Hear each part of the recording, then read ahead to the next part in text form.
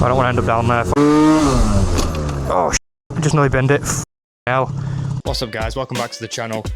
I had to wait 9 days to get this tyre changed. I don't know why it took the garage so long. Excuses, I guess.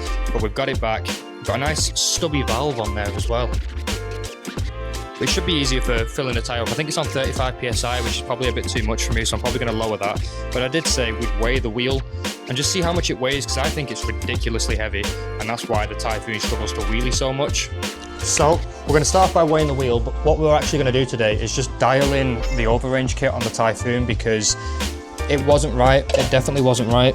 Okay, we're getting 7.1 apparently, 7.1 kilograms. In the last video we did on this bike with the Overrange kit, I kind of left everything a little bit in the air. We didn't quite finish fine-tuning the CVT because I was waiting on some parts, but I ordered stiffer springs for the contract and we're not going to use them because they're going to be too stiff. If anything, we probably need a softer spring, and I had the shimming kind of wrong, so when I was running a belt that the kit didn't come with, it was too long at the top end, and that's why the bike kept over-revving, as well as the shimming being wrong. So off camera, I ended up putting some 7 gram rollers or 7.2 gram rollers in.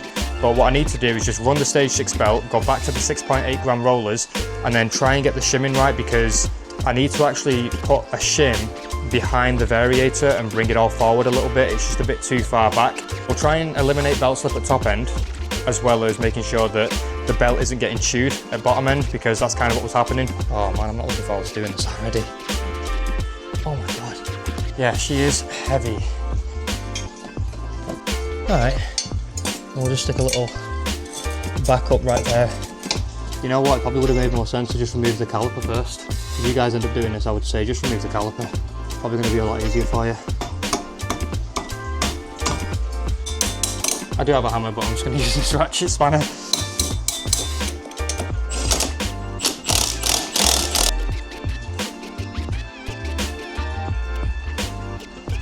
I'm going to look for a replacement bolt and nut. It's tight, but I don't trust it. I don't trust it.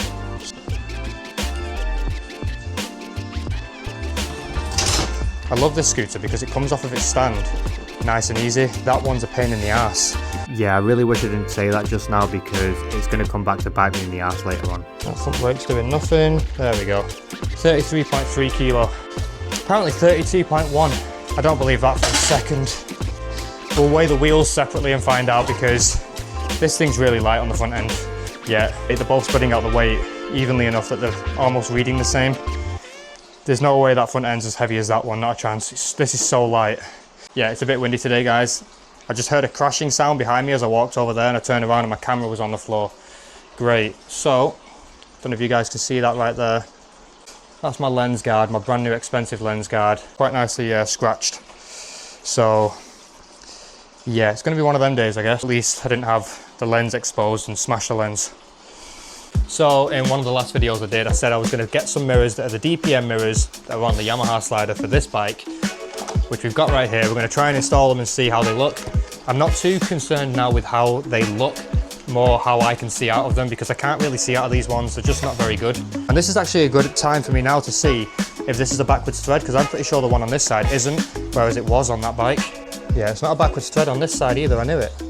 Apparently it's very common for your mirrors on the right side of your bike to be backwards thread, so that if you hit something, they just unwind instead of snapping off. But this one is how I expected it to be, with both threads being the correct way.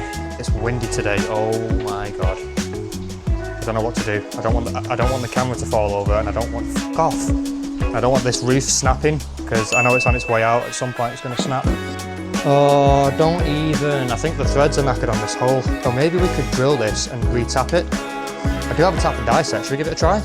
So guys, this is what we're working with. We've got this one here that's usable, and then we've got this one here to the left, which it just falls straight through the threads. You can see in there's no threads. So what we've got is this Helicoil set, which I've had for a long time, like 10 years. And I've only used it once on a classic mini gearbox, I think it was.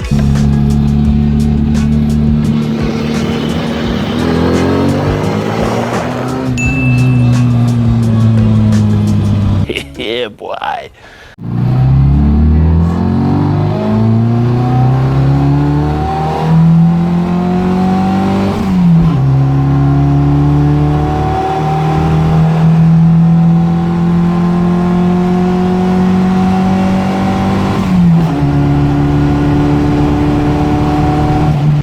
So this is what it looks like. You've got these thread inserts, which basically what happens is if you destroy a thread like this, you drill it out with a larger drill bit, which would be this one, and then you tap a new larger thread into it with this one, and then this little thread insert fills in that space and returns it back to its original size. So it's like threaded on the outside and the inside, and it just returns the hole back to its original size if the threads were damaged.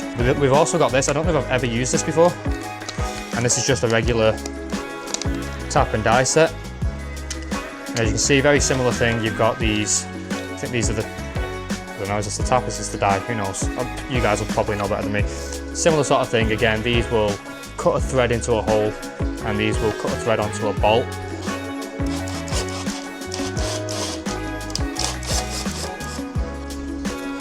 So I've got some more grips. I'm going to try and get this perfectly straight. We're just sending it home. It's just really, really tight, but I think that's normal. It's going in anyway, it's not stopped. That's good. That means we're going to have some really good threads. Some really, really good threads. We're getting metal shavings all over the bike. This is working. Not quite the way I was expecting to do it, but never mind. Yeah, it's not too bad. I know they're obviously a lot bigger than the gold ones, and the gold ones were very subtle, but at least now I should be able to see things a little bit better behind me, because I was really struggling to see what was going on behind me in my mirrors.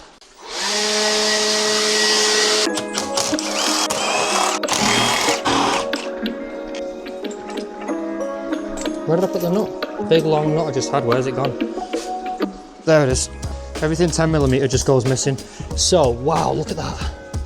That's all belt, it's just shredding belt. I had 6.8 gram rollers in, and I thought they were too light. They were probably perfect, but the bike was over revving at top end, and it was belt slip because it was shimmed too much, I think, and the belt was too long. But the issue I'm having is the reason I shimmed it so much was because if I didn't shim it enough, this cog was sat too far onto the crankshaft. Not like that, that's over dramatic, but you get the point. It wasn't hanging off the threads enough that this nut was actually clamping against it. It was too far on, so everything was a bit loose. So I added more shims to bring it out a bit, but I think I've added too many shims is the problem. So let's go ahead and change these rollers back to 6.8, I think they were. But I'm thinking I might need to put a spacer further back here to bring everything forward a little bit. So what I'm going to do, I'm probably going to run the original spacer that we had and get rid of this one, take this one back off, and... No. Stop it, Gandalf. Yeah, we'll run the original one. We'll go and find it. Where is it? It's 4.75, and then this one is 5.21. So yeah, we're going to throw this back on. So we've got some scales right here, and we're going to weigh what was in the bike. It was 7.2, 6.3. These are 6.3. So we'll try these 6.3s. Oh wow, look at that. Oh, what the hell? Gross. We've got the 6.4 gram roller weights in, and I imagine that they are going to be much better than the 7.2s now that the belt's correct, and I think all the fitment of everything is just shimmed correctly, and I think everything's going to be about as good as it's going to get now on this ride. We'll find out when we ride, but like I say, we could try a softer contra spring and maybe mess with the roller weights again, but I think this is going to be good enough for now, and we can carry on working on the Yamaha slider. The camera quality right now might be the best it's ever been because we don't have the lens guards on, which means if I come off the bike or the camera comes off and hits the floor, I'm going to need a whole new camera, not just lens guards. But yep, let's hit it, let's see how we do. Oh wow, this feels way different than the slider. Oh, everything feels so weird. Oh no. Yeah, she's running funny again. Carb spitting and farting like crazy. Yeah, these mirrors are much better for looking behind me. The f was that?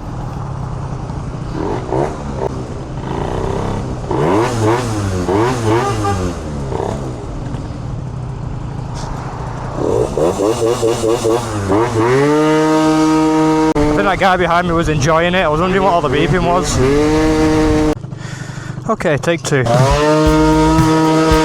Yo, that feels fast. Okay, that feels a lot faster now, it's not struggling. Oh yeah, that's quick, that feels good. I had to go get some new carb cleaner before the shop shut, and that took a while, and then I ended up cleaning the carb and putting a new fuel line in and a fuel filter as well whilst I was at it.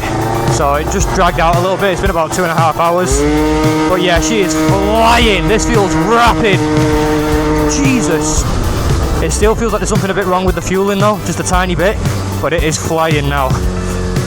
There was definitely a bit of a struggle there, but it's definitely as fast as it's ever been. Jesus Christ. Yeah, very powerful. Yeah, it's struggling. Even though I've cleaned the carb, so there's another issue. It's weird though, because it's fine. Like now, if I rev it, it's fine. And now it's starting to struggle. It's not instant. Oh wow, it's so high up at the back. That's another part of the problem, I think. I did not feel comfortable at all. What is that? I don't want to end up down there. Oh, just nearly bend it. Hell. Yeah, I'm not enjoying this bike at the moment. I prefer the slider. What the f is this? Holy sh. Hello. Do your thing. Thank you. What is that, a pheasant?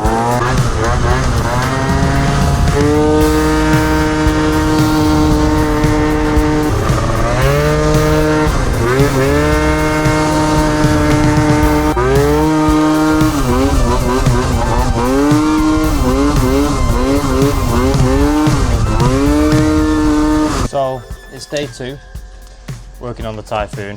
Yesterday we got the CVT set up how I wanted it, and it seemed okay, but then we ran into carburetor issues. The last time I rode this bike, well over a week ago, it was raining when I brought it home, and I thought that maybe the rain had something to do with it. I took it out again yesterday and it was still not running right, so I came home and went out and got some more carburetor cleaner, cleaned the carb, and it still isn't running right. So I'm a little bit stumped, I'm not sure what's causing it.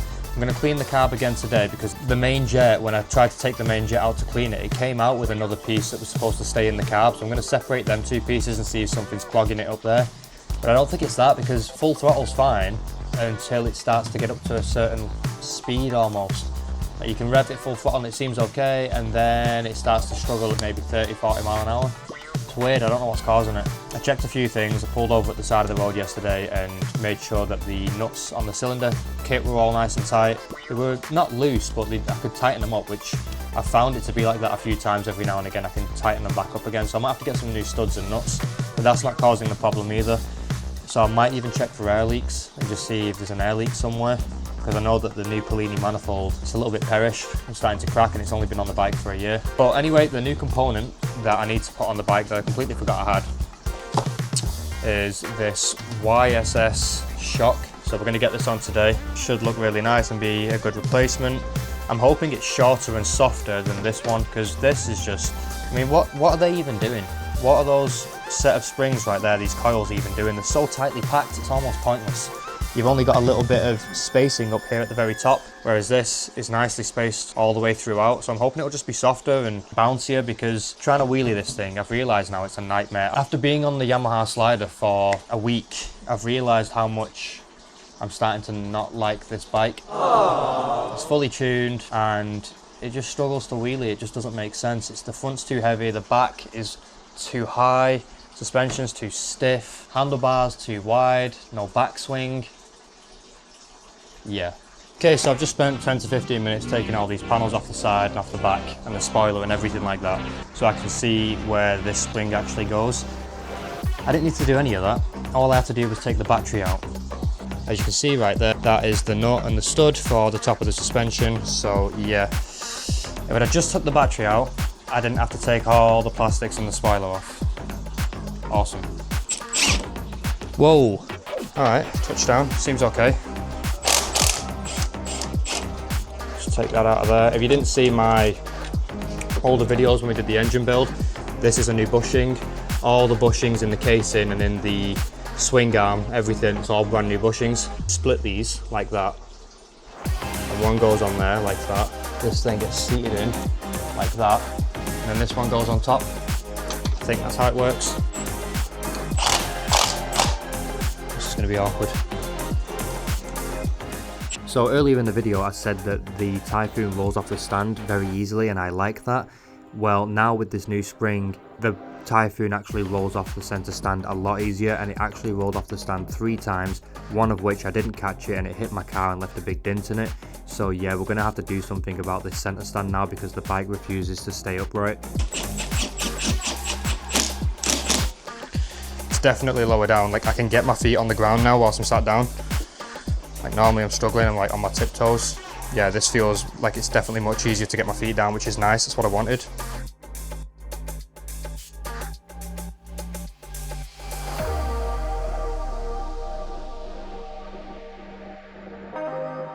We've cleaned the carb fully as best we can. We've cleaned the air filter. I had to do that off camera because the camera cut out. The reason the camera cut out because it's that warm today, the camera overheated.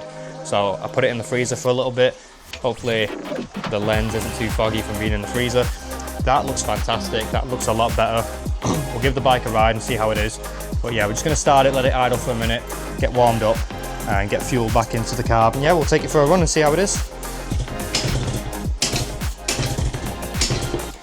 This is the worst it's ever been. It's never been this bad.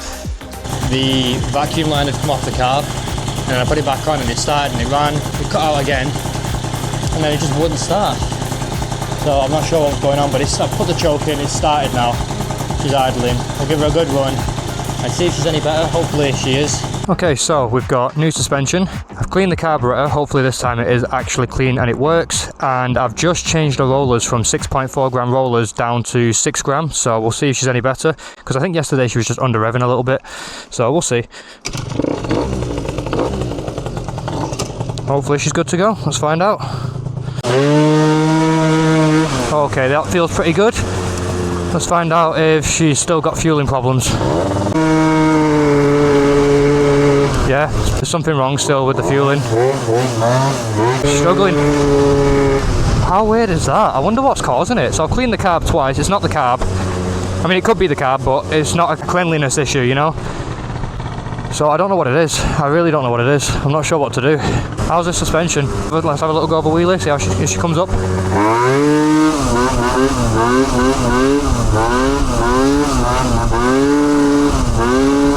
Carb's struggling now.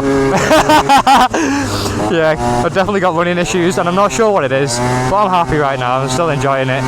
The funny thing is, I always say I like it when I'm filming content and something goes wrong because it makes good content, you know, but I don't know what this is. How am I going to fix this? Oh man, I'll figure it out. I always do. It's just annoying, you know. It's annoying.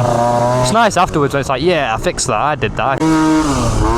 Yeah, I feel like she's coming up easier now with that new spring.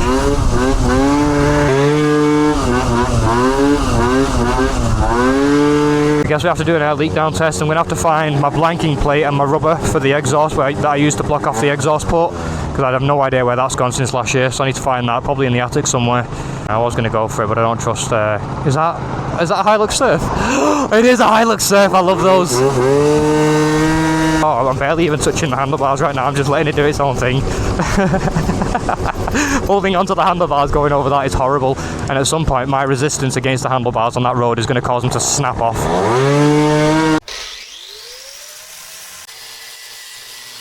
So after searching about an hour, I couldn't find my original blanking plate or the rubber, so that's me making a brand new one. And if you make one of these yourself, it doesn't have to be this pretty. I just spent a while really rounding the edges and making everything look really, really nice.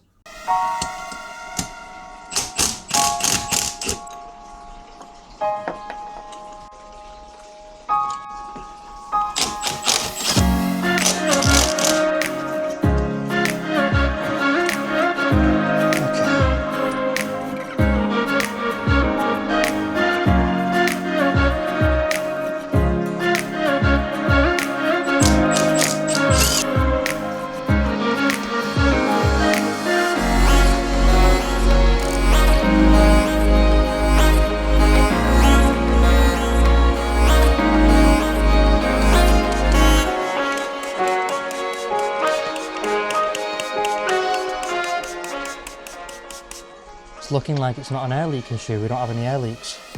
Maybe it's something to do with the reed valves, but they're quite new. I really don't want to take the intake manifold off because it's all sealed up quite nicely. If you look in there, you can see Honda Bond all here. I sealed that and it took me 3 attempts to get it to seal. In the end, the way to do it is you need Honda Bond in multiple gaskets, and these kits don't even come with multiple gaskets. You have to buy a few and cut them to shape. It's been a while since I've done this, so I can't really remember how many gaskets are in there, but I think it's basically I put Honda Bond on the engine casing, then I put a gasket in, Honda Bond on the gasket, reed valves, And then I think it's just Honda bond between the reed valves and the intake manifold. And there could be another gasket in there, but then when you've done that, you tighten it all loosely, wait 24 hours, then fully tighten it up. If you tighten it too soon, you'll just get air leaks again. You need to let the Honda bond start to dry, and then the next day tighten it up against the Honda bond, and it should not leak.